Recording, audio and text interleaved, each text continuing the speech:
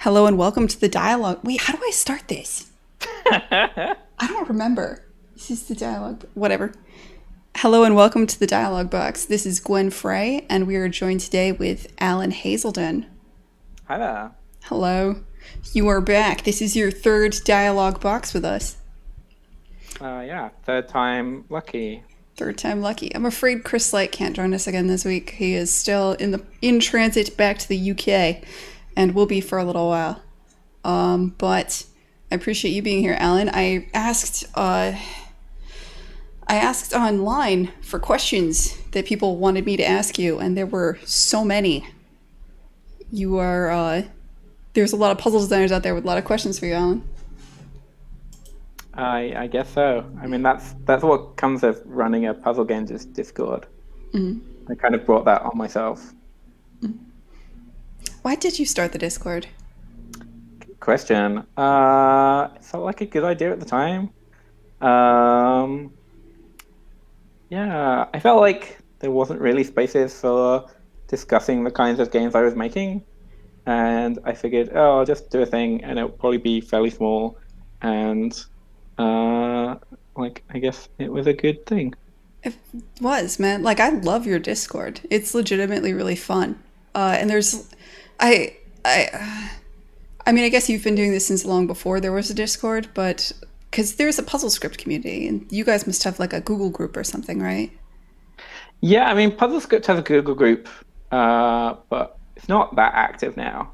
Um, like when PuzzleScript came out, it was like the place that you'd go and like people would be posting all the stuff they were working on. And now it's like, oh, a couple of people will make something a month, but it's like way less active.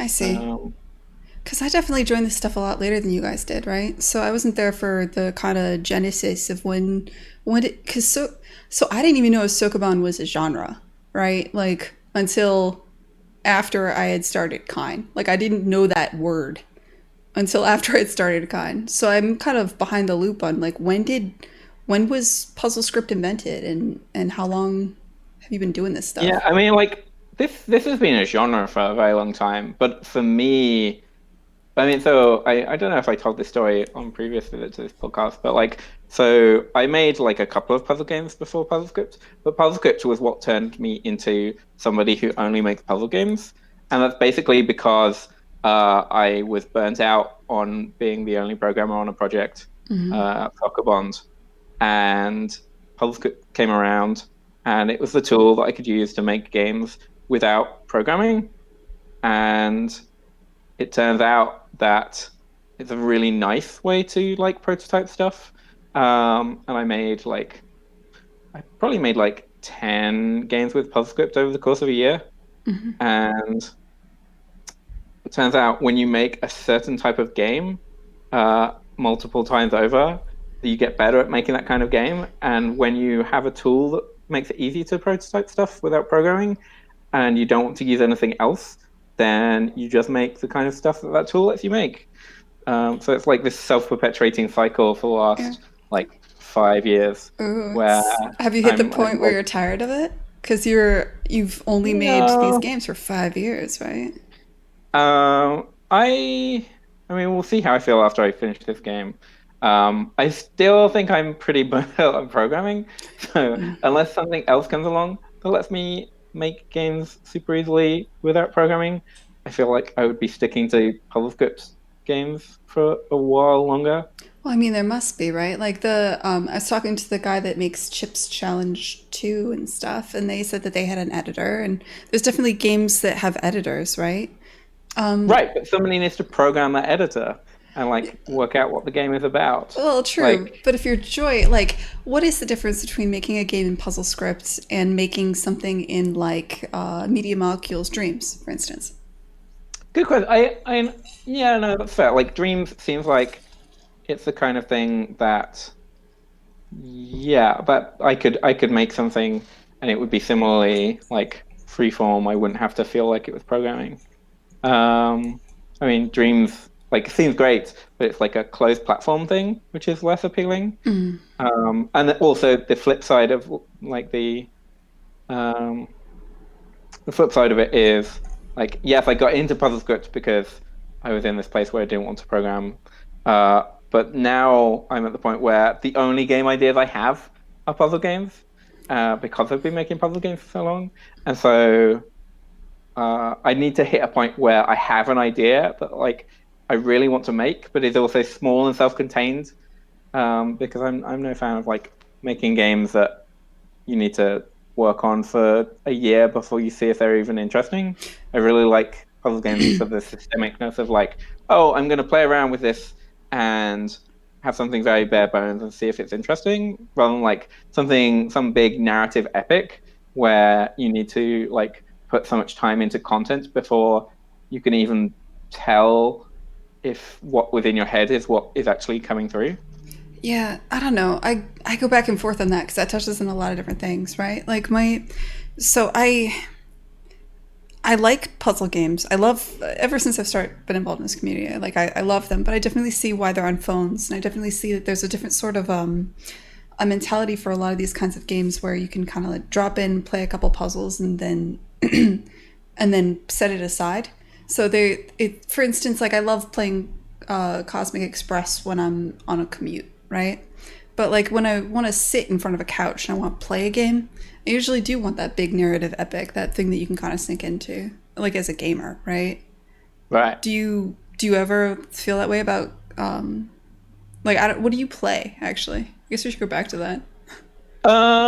I play like I play in development stuff that people I know are making and stuff from the Discord that I run. Yeah, does that I jade you? Like Hmm? against the final product, you know what I mean? Because you've seen it early, so you kind of it's good and bad, right? Because you see how it's changed over time, Yeah. and you have an idea in your head of how you wanted it to be. You definitely like I've had games that I've played early and then dismissed as like, yeah, this isn't all that, and then it comes out and like so Pipe Push Paradise has really hit me. Like I played Pipe Push Paradise for like 6 months, a year before it came out, and it's like, yeah, I mean, this is interesting, but it didn't feel quite right. And then it came out, and then for some reason I decided, oh, I'll just see how the release version turned out. I'm like, all of a sudden, oh, like he really smoothed out all the rough edges here, um, Ooh, and I really really liked it. I But I was I expecting to like go, well, this came out, I guess. see. I like that game, so we have to dig more. What was missing from the earlier stuff? I think it was a lot of just like level pacing. Um, I don't remember the details, but like too many levels which weren't quite focused enough, or which were a bit too hard, or So the that actual kind of stuff. puzzles changed. Was Yeah, it I okay? think like it also had some visual iteration, but like mostly from what I took away from it, it's like yeah, just like all the dud puzzles like kind of just removed. So it was a And pruning that's the kind of pass. stuff that you need to playtest in order to like get an idea of like, oh, this puzzle's not that interesting really, or oh, all these people are stuck on this level, and uh, that's because I can tell that it's because they're not getting this thing about it. So I'll redesign it to make that the focus. All that kind of stuff. Yeah, yeah. I haven't had a. I mean, I just had PAX, but before that, there was a long period of time where I didn't playtest Kine, mostly because like I blocked down the puzzles and then I just had to pound through the art, as opposed to doing them all at the same time. Do you know what I Yeah, mean? I mean, so I joked in your Discord that I was gonna tear kinds of pieces, and that's kind of what I'm referring to. Yeah, Like, I know. There wasn't. um, I fucked up. That was one thing I regret was that I locked down the design, and I because of part of fitting everything into a world meant that I couldn't change any individual puzzle yeah, that's anymore, really rough. which was a mistake. It's something I probably wouldn't do again in the future. I don't know why I did it. I thought it would be really cool, and in my defense, it is pretty cool, but it It's pretty doesn't. cool. But also in your game, it's not like it's not obvious. Like you spent all this time on it, and like there's unless you've changed the theming of the level select since I last played it, like it doesn't yell at you that you've done that. It's kind of like you spent all this work and you just made it invisible. Yeah, Um, I have regrets. And like it's cool. Like you spent that time. Like it's a nice thing of polish, but yeah, like I don't know. No, I mean, there's a lot of things I regret. I think in general, something I used to always say early on that I've always said, and then I broke this rule, is that the best art is if you make art. The ideal pipeline is one where your programmer, your designer, and your artist can all work from the very beginning to the very end, so that everybody can iterate, right? And Yeah. but I was like, well, I'm one person, so I'm only ever going to be doing one at a time, and I just need to ship it. And so I made the art in such a way that I couldn't iterate at all, which was stupid. In hindsight, regrets. Like this could turn into like a giant Gwen regrets things podcast. You called out one of the biggest problems in the game. There is one level in particular that is extremely difficult right before you unlock the calendar level. Hmm. And uh had ideas to make it optional, but it's just too scary to add anything at this point. I might make a patch or Yeah. something, or just cut it, because there's just one level that's just too hard that stayed Yeah. in for way too long. I mean, I think you could totally cut levels and get away with it. Yeah, no one would Like notice. in service of like the pacing. That feels yeah like a decent uh thing to do to just like streamline the process. In general, and that one is because it's at the end, it's easier. For some of the other ones, it's a lot harder, just because Yeah. they do kind of form a line. I was trying early on, especially. I was trying really hard to have like a map with a line that you follow and you go through each of them, and I was really trying to get a certain kind of pacing going, where just like you would a puzzle would teach you something, and then something where you had to prove that you knew it, and then something that was very hard, and Yeah. then something that felt like a reward, and then something that was like that but in a different way. And I was like trying to have a sequence going, Hmm. but not with that area. That area I just fucked up. Like that was And that's like it's so much work to get right because like what you think is a reward to some players could be like they just miss something and then they're beating their head against something. And like yeah, it's because like your game like has like multiple linear strands, which is like better than just one linear set of levels, yeah, that was a by a lot.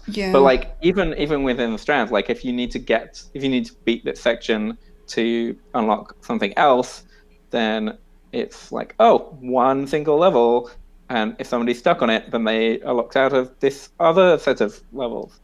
And Well, I yeah. mean, partly I yes, I won't say I have this down perfectly because I definitely don't. Uh, but there's definitely different ways to do it. There's definitely something like I just played Untitled Goose Game, and you've got to get like 9 out of the 10 Mm, objectives, right? And in the end, it just feels I don't know arbitrary. What's the right way to for put sure. this? Yeah. Like Um, it's yeah, and like there's no one perfect way of doing it. And like because you've got you're trying to like have this linear path through the world as well, then that makes it more constrained as well. Like a game where it's just like what was that sushi game that came out? the sushi Um, game. yeah, by the people who made Golf Peaks came out like a few weeks back. But it's just like, oh, it's a mobile game, and the levels are just like levels that you tap on from a menu. And in that kind of context, like unlock 6 out of these 9 to beat them to unlock the next area, like works fine. But then the more real you try and make the game, then the more Yeah. awkward that kind of stuff feels. Well, Um, I went back to like there's this kind of a style of game, a way of laying a map that you've done a couple times now. That like I was playing through a good snowman is hard to build again, and you can kind of get to an area by going a couple of different ways based on how the levels are laid out, right? At least I think you yeah. can, because there's multiple entrances into each of the different kind of puzzles, right? And I think that's similar to kind of a more common one that people who are listening probably just recently played Baba Is You. That's kind of similar too, right? Like you beat a puzzle, you unlock two that are next to it, And then if you beat one of those, you can kind of go do them in any sequence. And I think there is, like, to me, that's interesting and that works well, so long as you don't care that somebody does puzzles in a very specific sequence, right? Because you Yeah. can't get the upside of that is that nobody gets blocked. You can have much harder puzzles. Anytime you have a sequence, you can't have anything too hard because there's a chance people won't beat the sequence. But if you have a sequence, you can kind of have like a cadence to it, or you can have kind of like a story that progresses through it. So there's kind of advantages either way. And I, Yeah. I mean, so what I tried to do to balance that in Snowman is it it's mostly pretty freeform, but it'll branch out and there'll be multiple levels teaching the same thing. So I know if you get past that point, then you would have had to go through at least one level that teaches this specific kind of thing. Um, so it works for puzzle. shit, we lost Not be Alan. a goer. Oh, really? Are we back? Uh, Let me know when I'm back. You're back now, maybe. Okay. Am I back? You're back. If you can hear me, you're back. I can hear You seem back to me. All right, cool. you.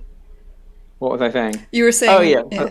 like levels which serve the same purpose and just like branching off but making so that everything past that point in the game, you need to go through at least one of those levels. Um, Yeah, I mean, it makes sense. And uh, you're gaining things mostly by mechanics there, too. I think one of the things, so one of the things that interests me a lot is, like I was saying earlier, I'm kind of more into the kinds of games that you sit down and you like sit at a couch and you play, right? And I yeah. think in order to get somebody to a place where they do that, you need to, I don't know if you need to. I feel like a game has to be a little bit more engrossing, and to me at least, like the games I enjoy usually have some kind of narrative, or there's some kind of. It's not my favorite thing, but like Skyrim, a game where you just have a massive world you can explore, like The Witness, right? Or, I mean, I would usually the easier way is to go narrative. I think a game like Inside, a game. What I'm getting at here is I think anytime you have that kind of world where you can kind of go from one spot to another like that, and you're gaining by mechanics, you lose the ability to have any narrative or anything like that that really drives you forward. And I can't think of games that most puzzle games I play I can enjoy on like a phone or while I'm in transit or something, but I don't. I have a difficulty sitting down and just playing them straight for like 2 hours. You know what I mean? Like I just kind of Sure. hit a Yeah, fatiguing because it's point. just like puzzle, puzzle, puzzle, puzzle, and yeah, And that's so that's like very intense. what's interesting to me is finding a way. I don't know if this is interesting to you, but like what's interesting to me is finding a way to get puzzle games where you can like sink into them in the same way you sink into Skyrim or something like that. And so Mm, I think that's why I resisted for so long the idea of letting you jump around or skip through things. Because the first time I made Kine, it was like literally one line where you had to beat each puzzle in order, and I had to shatter that very yeah. early on because I was just you can't make a very difficult game if you do that, right? Yeah, I mean, like to some degree, the kind of puzzle games that you can just play for hours, uh, lots of those games are really, really casual mobile games where there's very little challenge and it's just like a pleasant thing that you're doing with your phone. Well, I mean, I've played a couple of those from Apple Arcade, right? Like a bunch of those came out, and that's I guess not what I'm thinking of. I mean, those definitely do exist, and especially if you had like randomization or something, you can get stuff like that. But I think what's more interesting to me is Inside, Gris, that sort of thing. I wish I like those games. I just wish they were, and they're always linear, right? Like Thomas Was Alone. Like they're always linear in order to tell a story or to keep you engaged, but Yeah. they're not difficult. Or it's easy with those to get bored. Do you understand what I'm saying? hmm So that's Yeah, kind of like like the they're a roller coaster rather than something that you're actively challenged by. perhaps, yeah. It's hard to explain. I like the games that make me smile or that stay with me. Inside is one of them, right? Like I wouldn't say the puzzles are that hard, really. I'd say the puzzles definitely serve the purpose of helping you capture that feeling. they're not really hard. They're not really thinky, right? Like I think that was your term. This is puzzles where you have to sit down and you look at your array of options and you have to come up with a solution. Yeah.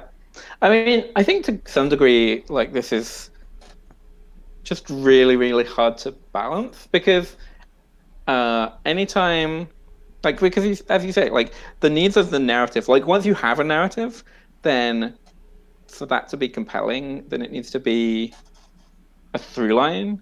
And if you did have a hard puzzle, then that would kind of detract from the narrative because it would be like the pacing suddenly is all wrong. And yeah, so I mean, like for a while, I was trying to have like a fairly involved story. Well, we were throwing around ideas that would be more of an involved story in our new game, and just wasn't coming together. Like it was fundamentally a problem because there were too many puzzles, and the puzzle pacing had different requirements for the narrative pacing. And when you had to choose one, you chose the puzzle pacing. I mean, because the game was designed around the puzzles. Yeah, I mean it's like there's like if we were to prioritize the narrative, then that feels like you do that for a project where you started with a narrative. But it would be very weird to like start with a puzzle mechanic, convince myself that like, oh yeah, this is a really good puzzle mechanic, and then have to just throw out large chunks of it because the needs of the story were more important. true, but I feel like you're selling yourself short there because I think there is narrative in the sense of story, but I played your game and there's certain inflection points in it, right? That are very, I think, that are mechanics driven, but are also very compelling, right? And kind of tell a story. And you can kind of build a story around those sort of inflection points, perhaps. So I mean, yes and no. Like we were throwing around ideas that would do that kind of stuff, but it's just really hard. Yeah. It's just really, really hard. And yeah, coming up with something that would do justice to it. Yeah, like I don't know, it was more effort than seemed worth it. Yeah, I feel you. Well, I mean, it's telling that you and I are being very cagey right now because we don't want to spoil something. And there's very few puzzle games where it's like you don't want to spoil something. So in a way, I would say that is kind of narrative in a way, right? Like, I guess there is such a thing as spoiling mechanics, kind of. Yeah, I mean, definitely if you're talking about a puzzle game, like if somebody's saying, "Oh yeah, I just started playing this puzzle game," you're not going to tell them, "Oh yeah, the solution to level 4 is great. You have to do the thing." Yeah. Yeah, but there's something else there too. You know, what just occurred to me is 2 weeks ago I was playing the Swapper, and that's a game where the puzzles in the narrative are just so tight. And I think they actually, I think they did like their overworld map is, I have no idea what the hell's going on there, but the general idea of like, you do some number of puzzles out of, like, you do 3/4 of the puzzles and then you can move on to the next area because you're collecting orbs. It's kind of like hub and, how do you put it?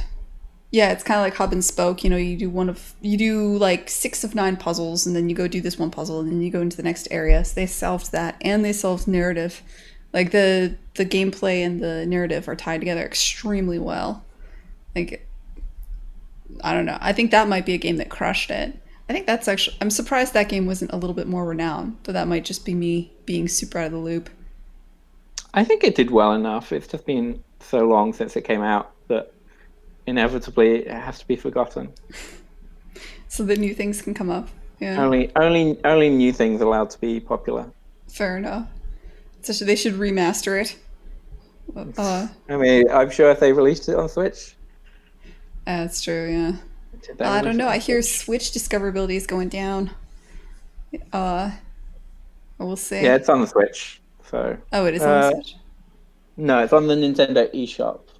But the Switch wasn't around in 2014, so that's probably not it. But yeah, whatever. It's on the Wii U eShop. Oh dear.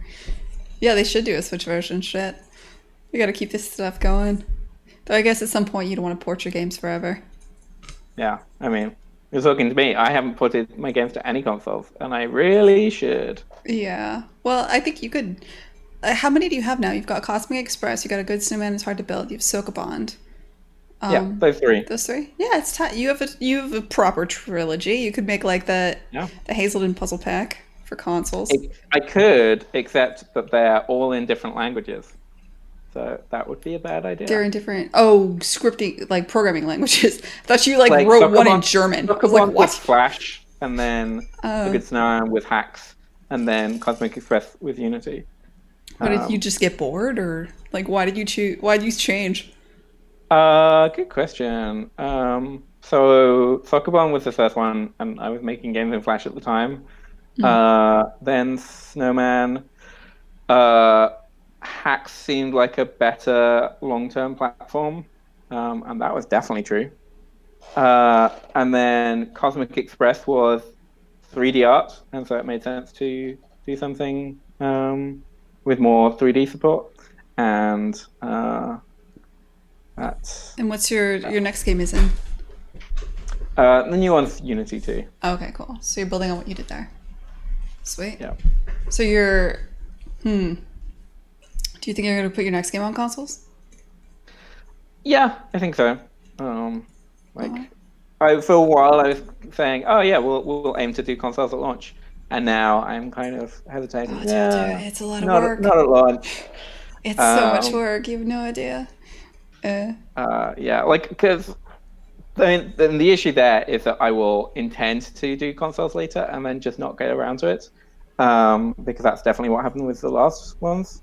I see. But yeah, I don't think I could handle having to push my like I basically have to push my release ready forwards 2 months at the least. Um, and Yeah. I can't handle not tweaking my game until the last second. Fair enough. There is definitely something to be said. Like if I could do it again, releasing first on PC to squeeze out all the bugs before you have Yeah. to go through certain stuff might be nice. Though I will say there has been so in my experience there was one bug I could not find that was on level reset. Every now and then things would just get jacked, and it would happen maybe once every other full playthrough. And somebody from Microsoft at CERT found the repro, like gave me the perfect repro so I could fix it on all platforms. And I was so happy. Oh, Failed nice. cert. That sucks. But they managed to hit and then track down that bug. QA person of the year. But I will say shipping on multiple consoles at launch is probably not worth it, especially cuz like I feel like you kind of become a specialist at each given platform too. You know what I mean? Like you're a specialist at puzzle games, but you're also kind of like a specialist at if you release on Steam, it's Steam. I don't know. Do you consider yourself a specialist on like the iPhone store? Because I don't know anybody at Apple, but you've released all your games for iPhone releases, right? Mm, I wouldn't say I have any particularly expert insight into Steam or mobile. I've just kind of bumbled through and uh, yeah, got away with not really doing stuff I should. I feel like you have a lot more. I You might not realize. Well, either you're an expert or I'm incompetent because I honestly don't think I could do like I don't play mobile games, which is a failing, I guess. But like, so I don't have I don't know how to design a UI for it. You know, like I don't know what the standard UI is. I mean, I feel like I don't play a lot of mobile games myself. I'm just really picky. So like I know when I pick up my own game, I play it, I'm like, no, this doesn't feel right. Mhm. Um, and when I try and fix that, I'm not like pulling from like a history of all the puzzle games I played on mobile. I'm just like looking at it as a very specific design problem. Like, okay, well, this feels bad. What are some other ways that we could do input for this game that would feel better? I think Um, there's merits to that, but the risk is you miss out on a shared language, right? Like, isn't sure. yeah, like isn't there like I know on a controller the B button, like the far right button goes back for the Xbox, right? Like I know like most likely you're going to want your menu to be in the top button of the four buttons in the gamepad. Like there's a certain language that's just consistent across games on a controller, Hmm. and I feel like there's got to be something similar for mobile, right? Mm, yes and no. Like I've I've played a lot of puzzle games on mobile that have bad controls. Mm. Um, so I think my standards are higher than the general audience there. Mm-hmm. Um, so like I mean, so what we did with Snowman was on mobile with like a thing where you can tap anywhere in the world and you'll walk there. And then you can tap and drag a snowball to push it in a specific direction. And that was a control scheme I hadn't seen anywhere done before. But it was just like, okay, well, like, because the first thing you try is just like, oh, you'll swipe anywhere on the screen and then the player will move in that direction. And that works fine, except like people will swipe and leave their finger on the screen, and you want to be able to go like swipe in a direction and just hold it down to move in that direction. But then a single swipe can be held too long, and then they'll move two squares when they only wanted to move one. And it's like, okay, well that's a no go. Like that's what most people start with, but I don't like it. I'm going to try and come up with something better. So it's like just really being stubborn is a lot of my mobile touchscreen design sense. It's just like I this is a hard problem. Uh, I haven't like I can't find any examples of people doing this better. But I'm going to bash my head against this problem until I either give up or I find something I'm happy with. Does it help that you have kind of, I mean, I don't play a lot of mobile games, but I suspect your games are probably different from most of them, right? Like, because I just replayed a Good Snowman is Hard to Build, and it's got this kind of like chill soundtrack, and like, it's kind of a relaxing experience. Whereas when I think of most mobile games, I think of like, you know, ding, like, tap for joy kind of experience. So I don't know where I'm going with this question, but like, do you feel your controls are going to be different because the kinds of games you make are probably different from most mobile games? Or do you think, I mean, maybe. I don't know. word, I will say, I've been playing more mobile games now that I borrowed a friend's iPhone for the Apple Arcade stuff. So I did play through a couple of those. Uh, what was it? What's jumped out at you? Trying to remember the name of them. It's the worst because you've got this. I had What, you can't remember 100 game names? well, I had so people that will let you borrow their phone for extensive periods of time, right? So I wanted to try Apple Arcade, but it's not like I can borrow someone's phone for a couple days. So I borrowed their phone, and I'm like, I know I have an hour and a half, and I've got 80 games to get through. And so I started downloading Overland, and I'm like, this is taking too long to download. I can't even play it. And I just went and I picked up, was it, there's that one, what's that one that's like a grid-based puzzle game, but it's on a sphere, and you're going through like the different worlds and shit. Do you know what I'm talking about? On Apple Arcade? Yeah, it's something too. Choo Choo Yeah, Choo Rocket? Choo Rocket Express too. I just bounced off of that immediately. It just wasn't very, I don't know, it just wasn't very difficult. Is that the right thing? I got bored like immediate when you have an hour and a half to play 80 games, like you better fucking hook. You have to hook Gwen or I'm out, right? Okay, but that's not quite the pitch for Apple Arcade. No, I guess that's true.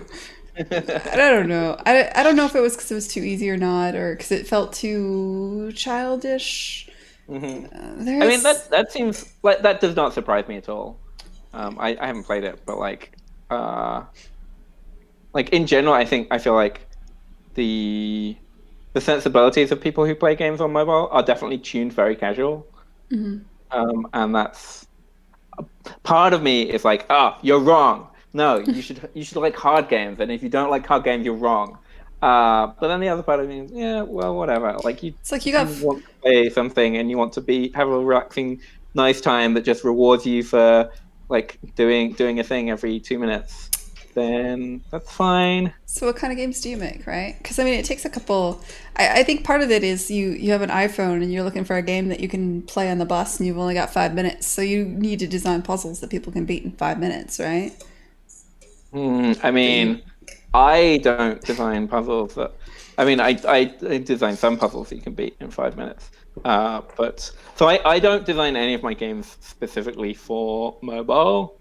Um, Cosmic Express, I guess, from the controls perspective, we were focusing on mobile, but like I didn't let that change the design sensibilities of the game overall, other than touch controls. Thinking about them. Um, that's not a good thing. Like if I was a more business-minded person, then that would definitely be a bad thing. But I don't um, know. There's we go back and forth on that a bit, especially because the business is changing now, right? Apple's trying very hard to push into to I don't know if they want to say they're pushing into the hardcore market, but they're definitely pushing into a different market. Like I wouldn't think of yeah, I Manifold mean, I Garden. think that the interesting thing there is like I don't know if they're pushing into that market so much as reaching those developers. And like I don't know, like because it does feel like there's like two categories of games in Apple Arcade. There's like the ones that were designed for Apple Arcade, and they're like, oh well, let's make a casual mobile game and we'll stick on the service. And there's the like AAA titles that were coming to other platforms, and then Apple threw money at them to also come to Apple Arcade. And that's like an interesting mesh of sensibilities, You and I know, don't know no like what the one's audience will stick to. no one said it, but you're right. Like I can think through each game and I can think if you started like I know these people started as mobile developers and these people started on PC and I can see it 100%. And I think what Apple's trying to do is like establish so Apple's biggest competitor isn't necessarily only Google, it's also Microsoft, right? And they're looking at Game Pass on PC and things like that. And they're if you want to compete with Game Pass and you want to compete with maybe Stadia or whatever it is Google, whatever else it is Google's doing because they're beefing up their Play Store in a new way, and you want to try to go for subscription, everyone's been talking about the Netflix of games forever, and they want to try to do that. If you're Apple, you want to make it look like those premium games. You want to have a service for premium games, but your existing market is all people, most of your gaming market is people who are using phones. So you have to kind of strike a medium there, right? Yeah, and like maybe it's fine. Like maybe you just need the prestige titles as prestige titles to go, hey, look at all these games we've got in our service. But And maybe it doesn't matter if people are actually playing them there, or if the bulk of attention is elsewhere, if they're just like something that you can point at and say, yeah, look at all this stuff. it's hilarious. So you consider the AAA titles and their prestige titles. Because it's true. Because that's I what. mean, Yeah, no, you're right. Because that's what Apple's going for, right? They're trying to make this look like. Because these are the premium games to Apple. But, like, if you compare Apple Arcade to Game Pass, for instance, like the prestige titles there would not be Overland. That's the budget title, right? sure. The prestige titles on Game Pass are like the Gears of War. So And so it's interesting. It's interesting in the perspective. distinction there maybe is just like Gears of War isn't going to be willing to make a touchscreen version. True. Uh, because like if all other things aside, like if you could only play games on Apple Arcade with a controller, and Apple were willing to throw money at that studio to bring Gears of War to Apple Arcade, then like they do that. But the practical considerations of Apple Arcade mean that only the games that can run on iPhones that can run with touchscreen controls will come to that, and that I guess that gives you an upper tier for your prestige titles in Maybe. some sense. I mean, the question there is does Fortnite play, like, how do you play Fortnite on mobile? Do you have to have a controller? So many people play Fortnite on mobile. You don't need a controller. I don't know how it works, but Because I'll say we are, if you're American or European, you still think of these games as like you can't play, AAA titles on a phone, but they're making these AAA titles have touchscreen yeah, no, controls that's for fair. China. That's fair. and maybe the younger generation doesn't feel that way. So I don't. Maybe I just don't Yeah, see that. no, Yeah. yeah, that's a fair counter argument. In fact, I think one of the big things we're seeing in AAA is a lot of people in AAA are very who are working in like UX design very quickly have to learn how to design these massive titles for touch controls, which is like a massive pain in the ass and a huge shift. I assume it's a pain in the ass. I haven't done it yet. Oh yeah, I mean touchscreen controls are really awkward. Like I was complaining, or like I was saying, oh yeah, like touchscreen controls, you have a problem and it's hard, and then you think up a solution, and like that makes it sound like not too hard, but it's ridiculous. Like I get away with it because I make super simple games with super simple control systems. So like if it's four direction keys plus a couple of buttons on PC, you can convert that to mobile. Like a lot of games have it way more complicated, and touchscreen is just inherently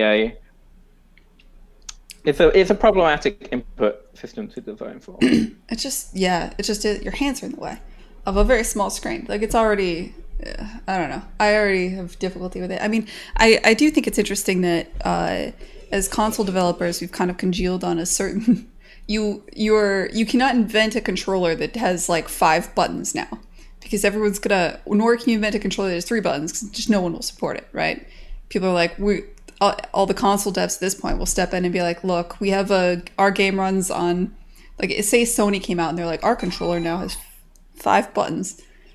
We would just be like, no, right? Because the Xbox and Switch have 4, so we're just not going to use one of yours. So we've kind of congealed on exactly the number of inputs on a controller, and we've actually somehow standardized as an industry around that.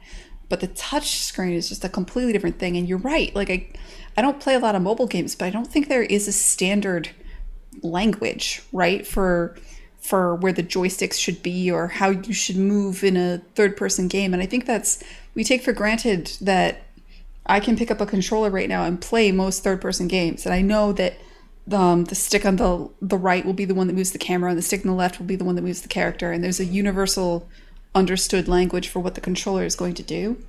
And there isn't yet something like that defined for all third person games on the phone. Is there?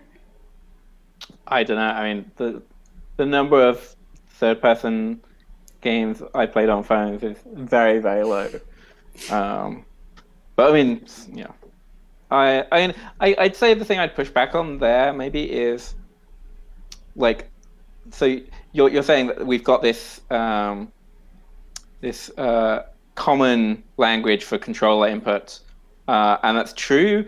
But I don't know if it's necessarily a good thing because, like, there are a lot of people, like the people Apple Arcade is primarily targeting are people who, if you sat them down in front of Gears of War, they would have no idea what they were doing because they don't have that controller familiarity that you do. So I think there is something good or something unifying about touchscreen input in that it doesn't, like, people are used to tapping and swiping in a way, like more people are used to that than holding a controller.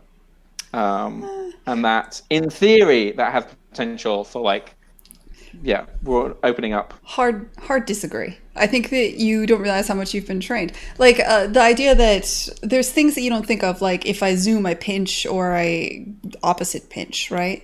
There's things that you've been trained to do. That's not instinct. You've just done it enough times. But I don't think most mobile games use that in the same way that mobile apps use that. I think mobile games, because it's such an awkward input system, they kind of have to.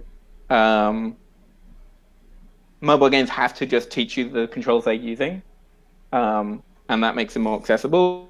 Whereas a lot of AAA titles, they expect a certain level of familiarity, and if you don't have that familiarity, they will not teach you as slowly as you'd need to learn Oh, I think if you're not used to using a tool. my biggest gripe is that they always do. Like every game Mm. starts with a look around, walk. It's like, all right, I know how to walk. My favorite thing was actually in Portal when they're like, speak, and then you hit the A button to speak and you jump, Right. and it's like that's jump because they're making fun of it. But like, I think, I don't know. I'm for shared languages across genres. I'm for changing I it know. up every now and then. You're not wrong that that stuff is awkward and like really painful when it's there, but to some degree it is. Puzzle Script has it. Like, I had mad friction with your Puzzle Script boys when I first started out because everybody assumed that you would know that X does an action, and when I put it on the space bar, like it's just so on the title screen. that's true for Puzzle Script games. But when I first started Kine, right, I didn't know Puzzle Script Oh, I existed. see. I had never played any of these Sokoban games, and it seemed obvious to me that an action should be on the space bar because that's where it is, and I don't know, that just makes more sense. Your thumb's right I there. mean, I agree, to be honest. And so, So but like the takeaway there backlash. is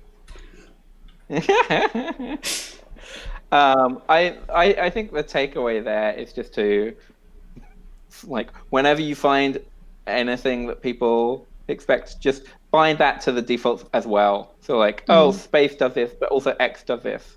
Yeah. Like I mean, like undo is this thing. Like I don't think people outside of puzzle script have the expectation that Z is undo. But You realize I had initially bind it. So for Kine, I had it bound to Z or U. Because yeah, like I there you go. assume puzzle script people want Z, everybody else in the world wants U, right? But the No, and then there's the third camp of people who want backspace. what? What? Backspace for undo? No, I had such a hard time because I had to slap together a key rebinding system in a week. I was like, I have to pick one, and I literally had a moment where I'm like, who am I with now? Am I with the puzzle script? Like oh shit, I went with Z because I feel like defaulting to the one fun thing about the default puzzle script bindings is you can play one handed. I kind of think that's cool.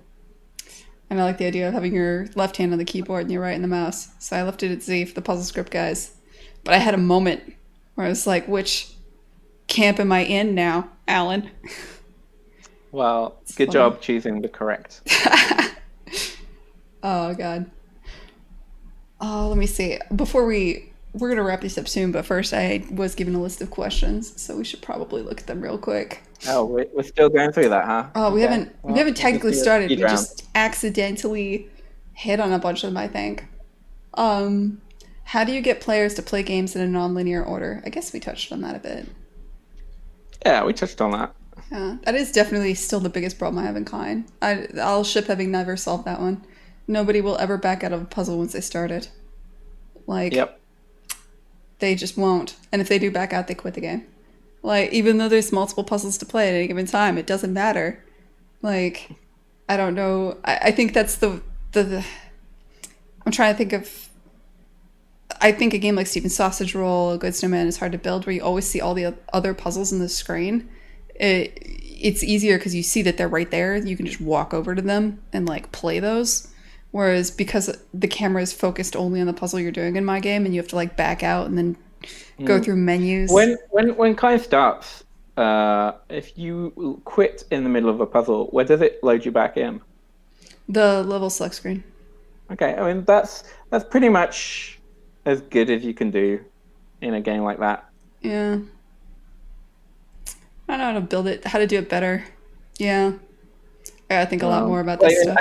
I guess if the next step would be some kind of you start on the level select screen and there's some kind of highlight on all the available levels. I don't know. I'm just spitballing now. No, I mean, I already do that. I'm trying to think of a game that does Yeah. it well. Like, I'm thinking of the games I love, like Darkest Dungeon. Really like that game. You jump in, but the whole point of that is leaving. If you mess up and you leave, I'm sorry, I'm trying to think of games with menus, right? Because that's the big thing. Obviously, if you have an open world game where you can walk from one puzzle to another, that in a way simplifies this. But a game where you're going from a menu, maybe the best example would be like a Zachtronics game. Like in Opus Magnum, you can go into a puzzle, and do you feel bad when you back out and you go into a different one? Yeah, I mean, I think there's a few different things that help. Um, One is actually a lack of direction. Um, so I'm thinking of soccer bonds here, where like it's just a grid of levels, Mm-hmm. and you solve one level and you unlock the next ones next to it. And that's because there's no inherent goal. It means that if you're stuck on a puzzle, they're all of kind of equal weight, Yeah, and that helps with that game. Um, I don't know, like in your game, yeah, I think it's maybe some quirk of how your UI is set up, um, where yeah, like it only shows one thread at a time, and you have to switch between the threads. There's something about that because it maybe exacerbates the problem for Kine, but maybe it's something I'll have to think about. It's definitely like the Cadillac solution is definitely the witness solved it, right? But to do that, you have to have like a world that you can walk around because there is something about being able to just leave a right. puzzle. But the flip side of that is the thing that's awkward in the witness is if you're stuck on two different branches, then you have to walk for 2 minutes to get from one to the other. But the world is so pretty. I guess that's yeah. There's no perfect solution. Yep. Is the ability to jump into another puzzle really quickly important? I guess it is. Yeah. I mean, I think it's fine to walk a couple of minutes once. What would be really awkward is if you're stuck and like coming back to it repeatedly. Yeah, I could see that. Yeah. This is But good. yeah, We've talked about everything. We've there is solved no nothing. perfect solution. Yeah. But these are fun things to think about. What else we got? I think that's all the questions. We've accidentally hit on them a lot. I mean, there's a lot more. People ask a lot of questions about difficulty curves. How you set up your difficulty curve. How do you make a game that's engaging for new players but doesn't. Oh, sorry, that's engaging for hardcore puzzle players but doesn't scare new players off. And that sort of thing. I don't know if we. Do you have any deep thoughts on that, Alan? Optional puzzles. Optional puzzles. I mean, in the good. And to not scare people off, they need to be optional puzzles that are obviously there sometimes. Ooh. Well, I mean, you always have side quests on like bigger games. I think something interesting you did that I've seen in other like tactics games was after you beat a good snowman, it's hard to build. You unlock like Shadow World, right? I don't know what you call it, but you also see this in oh god, what are they? Like some of the Disgaeas I played and other things, tactics games, after you beat the game, you'll have like a much harder version of the game or a game that's kind of twisted or different in some way. I think that's always interesting. But you have to, that's not necessarily something that'll keep a hardcore player through. You still have to hook somebody throughout the entirety of the first game, right? Yeah, that's definitely yeah, like that's like the extra sauce on the cake. That's not the metaphor. Um, What do you do with but yeah, cakes like in Britain, man? I don't know, like that's secret sauce. Maybe that's the phrase I'm looking for. I don't know, like, but that's like a definitely like a thing you do at the end to what's the bow you put on top of it. Let's go with That's that your metaphor. bonus area, yeah. Rather Yeah. than Um, your core difficulty. but I think for hardcore people to really like your game, there probably needs to be hardcore puzzles before that, or the main game needs to be short. Eh, okay. Do you build games for hardcore people or casual people or I mean, I both? don't deliberately do either, but definitely hardcore. Yeah. Like my new game, I'm trying to balance it better, but the yeah, like I my design principles lead me to like, oh, every puzzle has to be unique in some way. And if you want to make a casual game, then you can't really do that. You need to have a lot of repetition. And so my new game, I'm trying to balance that with like not every puzzle is unique, but the puzzles which do similar things do them differently enough that you don't really notice. Okay, I get it. Yeah, I mean, so one thing you said earlier was you said that like for a good snowman, it's hard to build. You have to go through. You have to do the same mechanic in different ways 3 times, and I'll say I didn't really feel that when I was playing. Like, I felt like each puzzle was unique. I didn't really feel like I was repeating I anything. mean, it depends on your definition of unique. Like there will be multiple puzzles that focus on, like, for example, oh, if you push a large snowball onto a patch of snow, it deletes the snow, but it doesn't get any bigger. Like Yeah, that's a that's fundamental true. concept. And like there are multiple puzzles that can use that where which feel different, but that mean at the end of that puzzle, you definitely know that that's a thing. So that's more the kind of thing I'm talking about. It doesn't have to be the same puzzle, but it needs to lead you through the process of realizing some new mechanic. That makes a lot of sense. That's a really smart thing to say. We should end on that. Great. All right. Well, it was great chatting with you, Alan Hazelden. You too, Gwen Frey. This is how we end it. I'm sorry, it's weird. This has been Alan Hazelden and Gwen Frey, and you've been in the dialogue box. You don't have to do anything. We're just done now. Let me out of the box. Now you're stuck here. You have to. Now we acknowledge that the chat exists. Do I need to scroll all the way back now? I don't know. I probably won't. Spoiler. Ellie's here. I'm not sure why somebody's telling me about Pogs. Pogs? Alan Pog. Pog. Parsapog. Okay, I guess that's your name. Who knows? I don't know. Shit, I forgot we were going to talk about that game you played earlier. It's fine. It's cool. Did you have anything? Were you going to say nice things about it or bad things about it? Both. Like it's in some ways it's actually trying to do similar things to the game I'm working on, where it's like this it's a system of puzzles, and the system is deeper than you first realize, so you can be at a place with one set of knowledge, and then later in the game you can go back having learnt more stuff, and then like, oh, I can actually do this thing that I didn't realize I could. Am I supposed to be doing that in your game? Because I don't think I did that. Oh shit! Oh, you totally could. All right. Yeah, my game is full of secret puzzles that you don't even realize are there. I might be too stupid for your game, Alan. No, but that's expected. Like my ideal path through my game is so it's like fairly casual. Everyone can get through and play and get to the end. Like it's like an inside. There's not the nice story, but like it's an engaging thing. It's not too hard.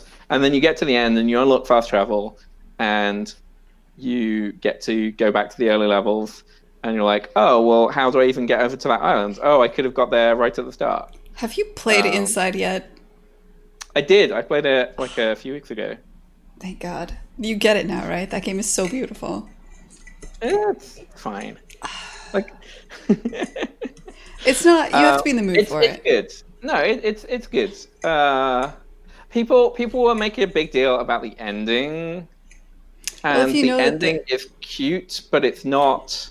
It's not the complete and utter, like the way people were talking about it, I was expecting that the ending would completely recontextualize the whole game, and people were like, oh, well, this whole thing, like now I see everything totally differently. But actually, it was just like a a fun gimmick Yeah, section at I the think end. you puzzle people have a very high bar on the twist ending too, because you Oh, got sure. a lot of that is the one unique thing about puzzle games. Every time I've beaten a puzzle game from like in general, I feel like a lot of puzzle game designers always have some kind of like secret extra area or some massive twist at the ending or some point like that. I don't know why. It does seem to be a theme. But I think the one of the things that was interesting about Inside was that it was designed to make you feel something, which is like scared and frightened, and that showed in the Mm. design. Like it wasn't designed to be hard or, to teach you something. It was designed to like capture a feeling and make you feel that really uncomfortable, scared horror feeling, right? And I think they nailed it. And it's rare that you get a game that's designed to capture a feeling versus designed to show you a mechanic or designed to show you a thing. And I think that's why it appeals more to some people and less to others. But anyway, I could go on about that for a while. Also, I'm an animator and it's Inside, and the animation's phenomenal. Like the animation, it's really, really good. Yeah, for sure. When I was a little boy and I ran up against the window and I like just touched the window and like had that weird little like sweet moment. I don't know. I love that game. The little flourishes were really well done.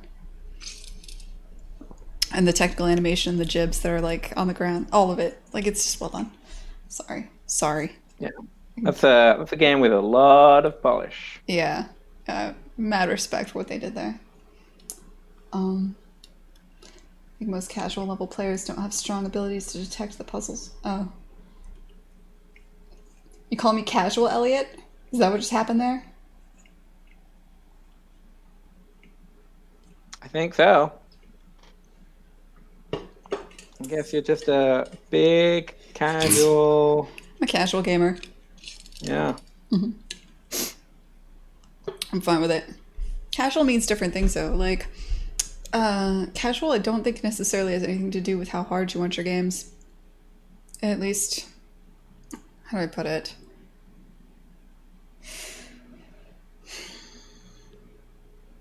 I will say, I am at a place where I don't want the 80-hour, 100-hour games anymore. Like, I don't have time to sink into a game for that long, or I'm too, like, I'm definitely in a place in my life where I want quality over quantity of hours of gameplay. Maybe it's because I'm too busy. And I feel Oh yeah, like, for sure. And this is one reason why I don't play AAA games. well, it's one thing I like, but I mean, even you don't play as many AAA games either, though, right? Like, have you played No. your puzzle? Technically, Gris is called a puzzle game. It's not a thinky puzzle game, but it's a puzzle game, right? And you're a puzzle dev. And I don't think you've played Gris yet, have you?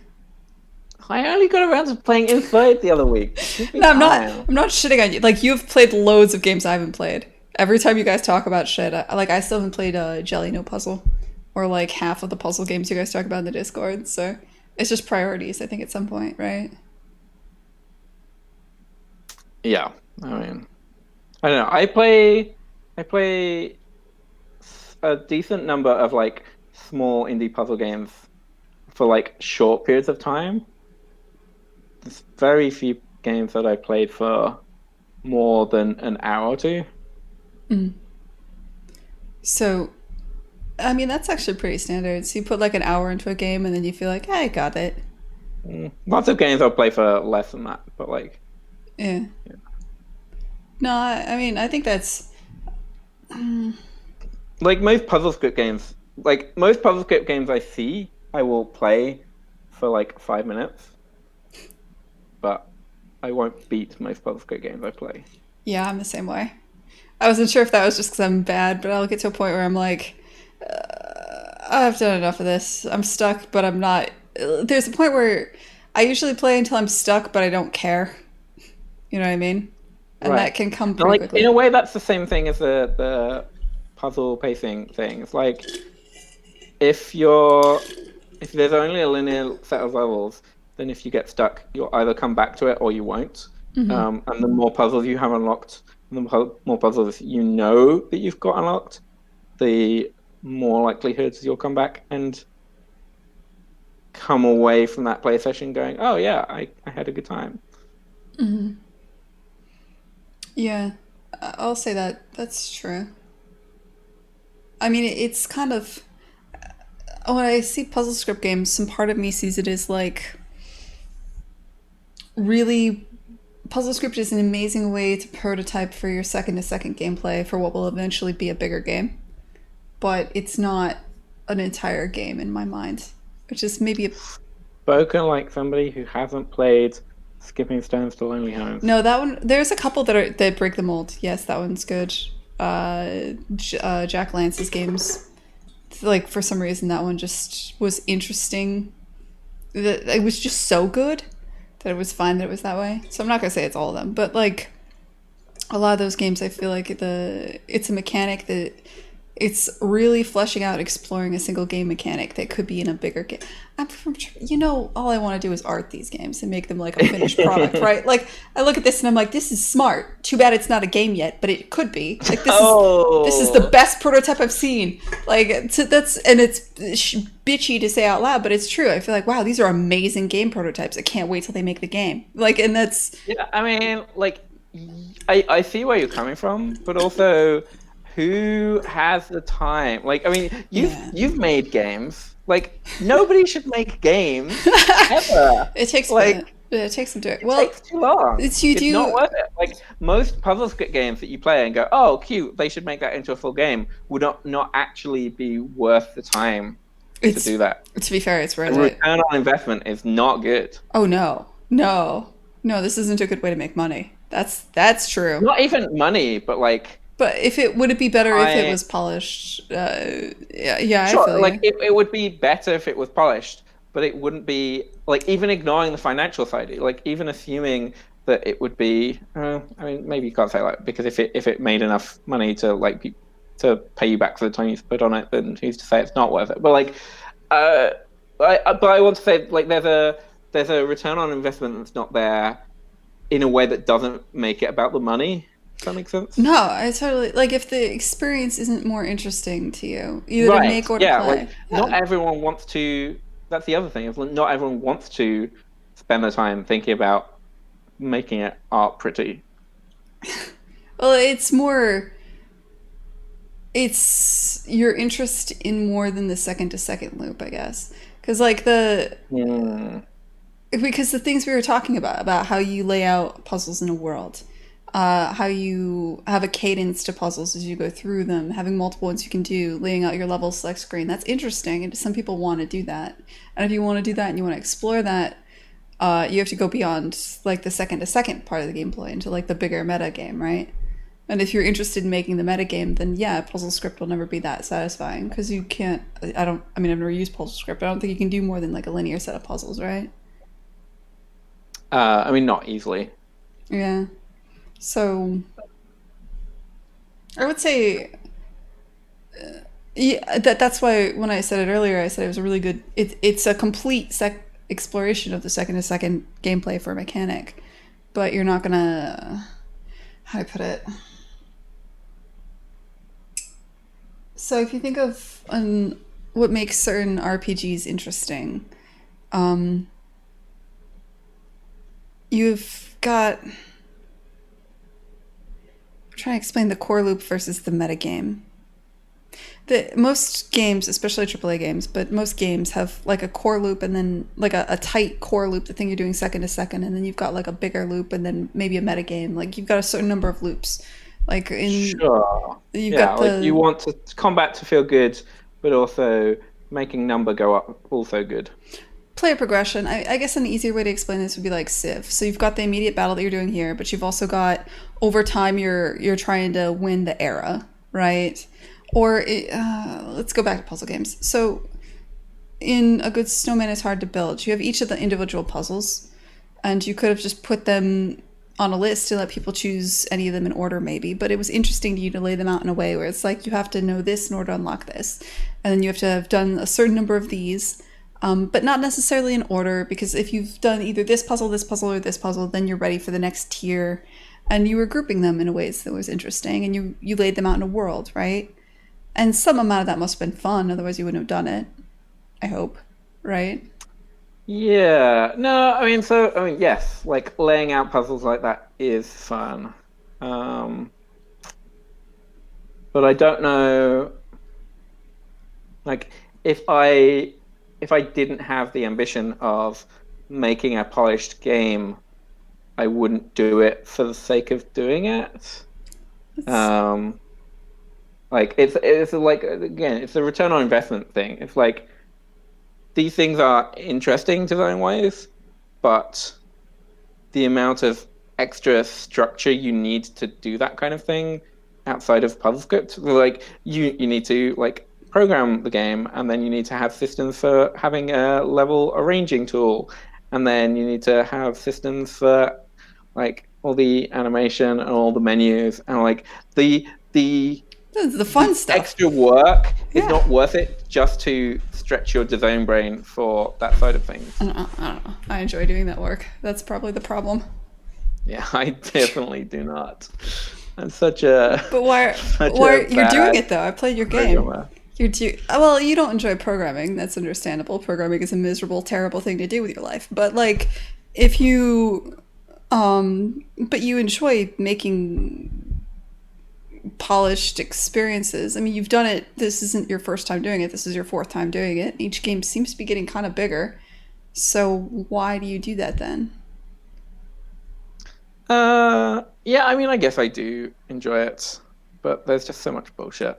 Like, I'd say like the average amount of return of emotional reward I get for finishing a puzzle script game is much larger for some puzzle script games than for all of the commercial titles, because the commercial titles just have so much slog.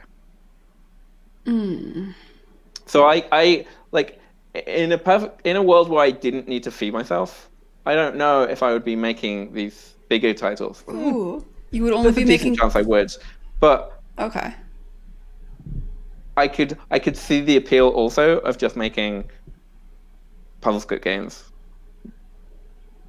Okay.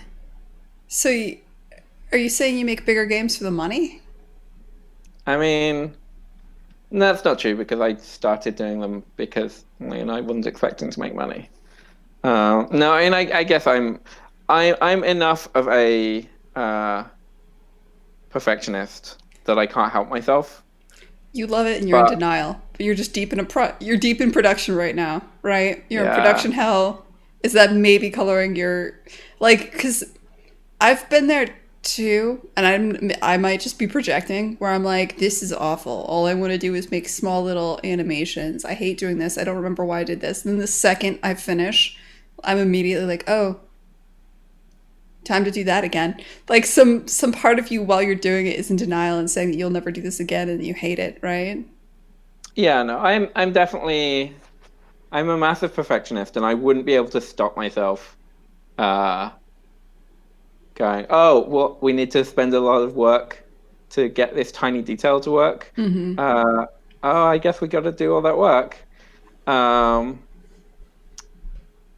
but there's just something. So I mean, one of the things about PubScript is it's constrained in ways that let you limit your ambition. So you don't look at it and you go, like, if I start out with your set designing a PubScript game, then I know, okay, well, these are the constraints. This is the upper limit of polish I can put into this. And maybe you get to the end of that process and you go, oh, well, this could be so much better if it was ported to something else. But that's not actually an experience that you're guaranteed to have. Um, like almost all of my games have started. They started with a puzzle script prototype. Well, I guess Soccermon didn't because it predates puzzle scripts. But like, so this game started as a puzzle script prototype, and we had the specific goal of making a more polished project at the end. So I was designing in puzzle script, but I was never. But puzzle script wasn't the end goal. So Where why some was of my it puzzle script games, let's back I've up to why. Why was it your goal to make this like from at some point you decided I'm going to make a more polished game. Was that before you started designing it in puzzle script? yeah, yeah. So we had a team, or I guess, yeah. I mean, like Ben and I were talking about, oh, we should make another game. We were throwing around ideas. We had vague ideas for this island setting. Like, oh, that was a cute thing that worked well in some other games. Um, what if we did that? And then we're throwing around ideas for mechanics that would work on the island setting. All right, so Um, let's back up to that moment in the very beginning where Ben was like, "Oh, we should make another game," and instead of being like, "Fuck no, I'm gonna make puzzle script until I die," you were like, "Yeah, that makes sense." Like where, because that's the moment, right, when you just decided to do a bigger game again. right. Although at the time I didn't know how much bigger. Oh, okay, okay, Uh, I was aiming for something as complicated as Snowman or Cosmic Express, rather than okay. this nightmare project. It's cool. I don't know why you hate it so much, but the I don't want to spoil everything, but the okay, so is that your ideal scope of game then? Like a good snowman is hard to build? Yeah, I think so. That was And you've said a it before, a that good scope. was 1 year, 4 people? Snowman was a year and 3 months and 3 people. But then porting to mobile took another 9 months. So Oh, Jesus. it gets See, this maybe, is. I mean, not full time, but just like on and off. Um, Um, Cosmic Express was the dream project because it was, I guess, 5 people, but not everyone full time, and it was 9 months. But well, really, it was 2 people for 9 months, and a artist for like 2.5 months, and why was that your a dream musician project? and an audio designer for like a few weeks. Sorry, why was that your dream project? Oh, and Dream's like scope of like production, like it's like it should have been a year really, but we did it in 9 months, and it was very smooth. And there was some like last minute scheduling stuff right at the end, but like by and large, it came together in a way that I don't think any game I make will come together that nicely again. Interesting. Why? Do you know, like, what was the magic sauce? Or if you did, you'd do it Perfect again. storm. I mean, like we had a functioning game to start with that was very solid, and then it was very easy to extend that um, in interesting ways. And yeah, like we didn't really hit um, any point where we're like questioning the plan, I guess is the thing that went well. And like almost every game, there'll be something that comes up and go, oh, well, this isn't actually going to work as nicely as we thought. We need to like rethink the framing or something. Wow. That does sound like the perfect game. You didn't have any fucking gotchas anywhere halfway through? Not really. Yeah. All right. Hey, sometimes things come together. Yeah, I'm never going to have something go that smoothly again. How are things going with that? Like, on a scale of 1 to 10, how are you feeling right now? I guess 7.5. 7.5. Like Okay, it's not bad. fine. Not bad. Things are on track. Um, I don't know if we're on schedule or not. Um, I but How much I big? feel I feel good, I think. How much bigger are you making the game? Also, what's like we're obviously recording to 30 people, so Like compared to the build you played a few days ago, yeah, it's probably like somewhere between a fifth to a tenth of the game. you're making Uh, 5 to 10 times more game than that. so I've already got more game than that. I just haven't arranged it. Okay. Um, like How? I passed 1,500 puzzles recently. Um, I've got a lot of puzzles. The hard part is just like arranging them into a coherent world that you travel through, and all the puzzles are in the right place next to each other, and the difficulty curve still works, and the Well, I secret mean, puzzles at still that point, work. like that, there's got to be And new. it's not actually 1,500 puzzles. It's 1,500 islands, Right. and some of the islands are like dud. So you're gonna So cut it's probably some. closer to 1,000 levels, and lots of them are duplicates. Okay. So, but I mean, you say like, will the game necessarily get much harder, or will it just be those new mechanics, and so you need a new, like, ramp up on the mechanic? How do I explain it? Like, you introduce a mechanic, and then you've got, like, kind of a difficulty curve for that mechanic. You know what I mean? Yeah, I want it to be pretty easy. So like we're introducing new concepts throughout the game, but the difficulty doesn't really get hard unless you want to do all the optional puzzles. But even that is hard, is complicated because in theory it's like, oh yeah, fine, we'll just have a fairly easy critical path, and then optional puzzles on the side can be harder than that. But like, How do you if message somebody it? if somebody's a completionist, then they're not gonna go ahead if they're stuck on an optional puzzle, even if that's going to be the best thing for their experience. Yeah. So it means I'm actually limiting the difficulty of the optional puzzles too. Also, there is an advantage to having a UI versus an open world, which is you can just write side quest, and then people Right. know that it's optional. Because I think a big problem is explaining to people what the crit path is versus what's Right. optional. But I mean, if it sounds like there's a bunch of optional puzzles I didn't even know existed, Well, yeah, of course. which now in hindsight are really I gotta obvious. I gotta make my life more complicated. Interesting. I'm really excited for this game. What have you said publicly about when it's coming out or anything about it? I mean, I guess in the Discord earlier today, I said 8 months from now. So I guess I wasn't sure if you wanted to walk that back or not. yeah. I mean, All right, it's out there. 8 months is a flexible length of time in game dev. Yeah, 8 months. It's like dog years. It's 8 months in game dev terms. Could be 8 months. Could be 4 years. We don't know. 8 months. Exactly. Yeah, no, I feel you. All right, let's see. We're probably gonna wrap this up, guys. I feel like somebody did that work Yeah. once. I mean, for the record, I feel like this section of podcast time and Twitch time is redundant. That conversation was totally interesting and could totally have gone on the main feed. It could have, yeah. Should we just leave? I could just leave the podcast going. Wait, You could cut out the section where we say goodbye and move it. and then plug it on the end, right here. This has been Gwen Frey and Alan Hazelden. No, you don't need to say it again. You don't No, need to because say we're going it to cut again. and edit. You overestimate the amount of effort I put into these podcasts. I'm actually just going to not. I'm just going to roll Yeah, it. I know. It'll be funnier that way. Yes, and then this will be the real ending. All right, podcast people. This has been Gwen Frey and Alan Hazelden, and you've been in the Dialogue Box.